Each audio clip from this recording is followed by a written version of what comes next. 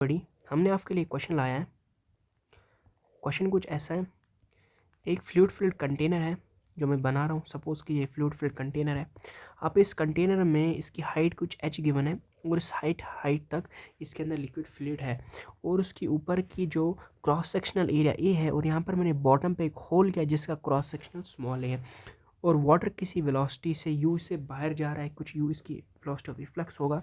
ऊपर से पानी अब नीचे की तरफ आ रहा है किसी वेलोसिटी v के साथ, इसकी वैल्यू बहुत ज़्यादा कम होती है हमें पता है। अब बाहर भी इनिशियल पी नॉट होगा क्योंकि ओपन कंटेनर है, तो यहाँ पर भी पी नॉट का प्रेशर होगा। सिंस ये ओपन कंटेनर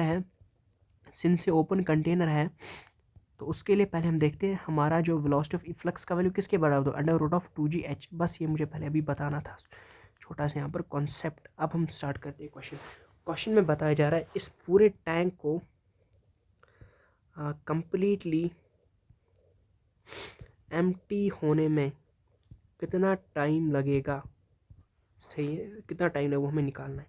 कैसे निकालेंगे, सबसे पहले आपको समझना है हमें टाइम निकालना है। उस टाइम के लिए हमें कुछ चीज़ें पता होनी चाहिए, ठीक है। यहाँ पर देखिए मेरे पास हाइट है, मतलब मुझे निकालना है dh/dt। ये वॉल्यूम को टाइम के साथ कितना टाइम लगेगा, मतलब इस डिस्टेंस को कम होने में टाइम के साथ कितना लगेगा। तो dh/dt किसके बराबर होगी, वेलोसिटी के बराबर। वेलोसिटी कौन सी होगी, ये वाली वेलोसिटी। अब मैं और एक चीज़ कर सकता हूँ, मुझे पता है from equation of continuity a into v is equal small a into u. तो यहाँ से v का वैल्यू मुझे आएगा, क्या आएगा, a इंटू यू बाई ए।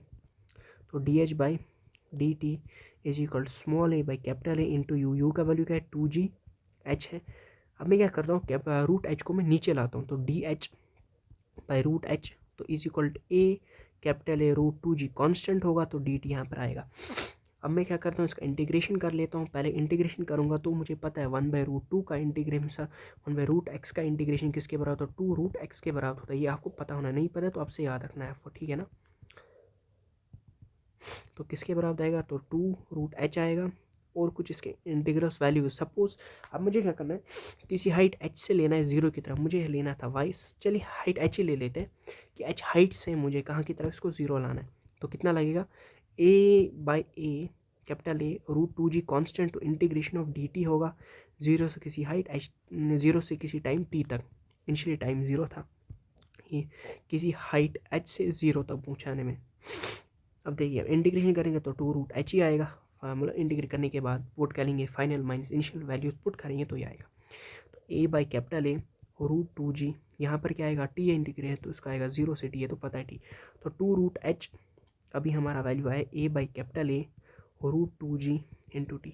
अब ये तो इतना बंदा सॉल्व करता है, उसके बाद थोड़ी दिक्कत आती है, देखना कहाँ पर। अब देखिए जो टाइम का वैल्यू है वो किसके बराबर है, 2√h into capital A divide by small a और यहाँ पर डिवाइड बाई √2g।